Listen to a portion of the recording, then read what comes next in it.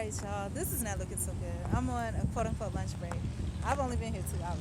Now, I'm trying, like I said, that song, Looking for the Next Tragedy. That's exactly what my life is feeling like because I'm trying not to, you know, trying to stay positive, but it's not looking good. Let me tell you what happened today. So this morning I wake up on my way, whatever, get on the bus. I'm gonna be there super early, like an hour early is what I'm thinking because the way the bus runs, either I'm gonna be super early or I'm gonna be late.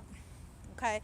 Now technically we don't start until 10, but he wanted us to be there at 9:45.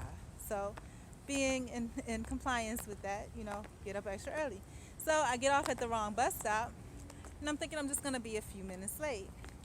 Now my concern is this: I'm thinking that I'm only gonna be a few minutes late.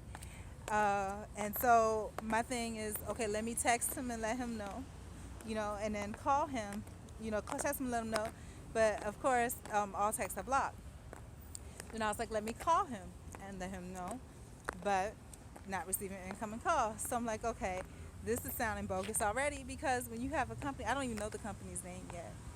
Um, and I know that right now is bogus. So what that means is that if I ask questions now, after I'm already in the door, I'm pretty much gonna get fired. That's how it's gonna work. So,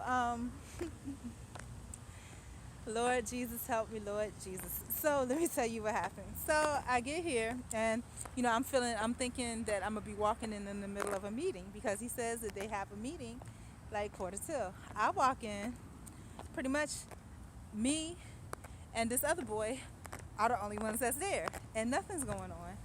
Nothing has started. There's absolutely nothing going on.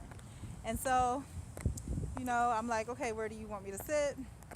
And this other guy that's there, he's like brand new. When I say brand new, I mean brand new to the industry. So, because the way that he's talking, you can tell that like all of this is new to him. He's doing okay. They've trained him, but you can tell, he's new to the industry, whatever. And so, he wants me to sit with this guy. This is not looking good, y'all. I got to find another job, but I need to have a job somewhere um, in order to maintain a roof over my head. So, so, but it's really not looking good, y'all. If I had some leeway, I would leave right now, and I probably should because I'm probably not gonna get paid no way. But and actually, I think I need to be looking up some shit. So, so here's the deal. So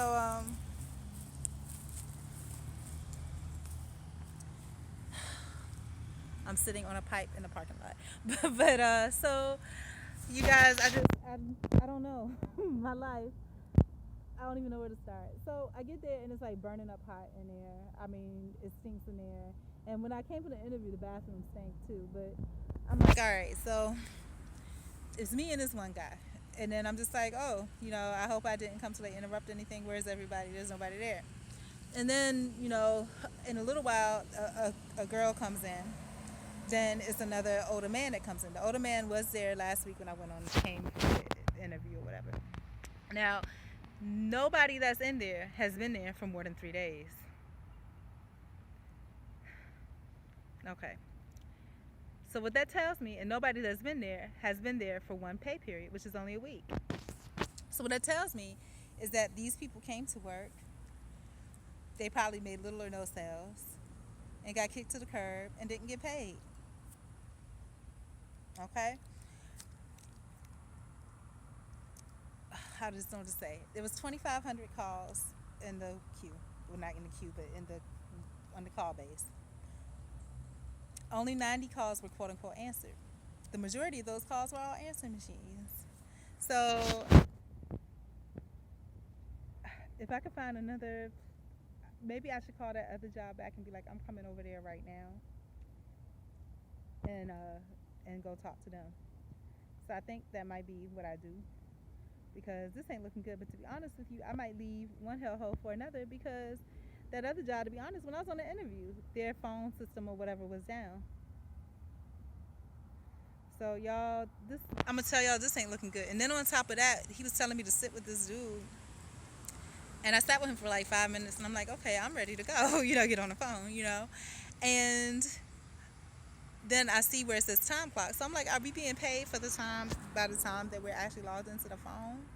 So if we've only been here for 2 hours and now we're at lunch, just don't seem right. Whenever you go into a place of business and there's nobody that's been there to have received the first check yet, I still don't know the name of the company. Nobody else there knows the name of the company either. So y'all, it's not looking good. And then the guy from the other interview that said he was the regional director, he called me over the weekend. And oh, also about this job, there's a girl that's there, and I don't know if she's dating like the floor manager or whatever. But the whole time I'm on a call, she's just like, "Oh, you didn't, qualify," and because she's hearing me close, she sounds like I'm closing it, but I'm not because they don't have any money. But she's just like, "Oh, you qualify? This and that. Let me take over the call," and I'm just like, back there you messing up my mojo here, and she got mad because I didn't give her the call to TO. I wasn't told that anybody else was TO in the calls except for the manager that's on the floor, and I didn't need her help. And actually, it didn't need to be TO'd at all, but I was just doing it as a courtesy when the manager was available, just so that he could see the quality of my calls. And so she got mad and she left. So this is definitely not going to work out.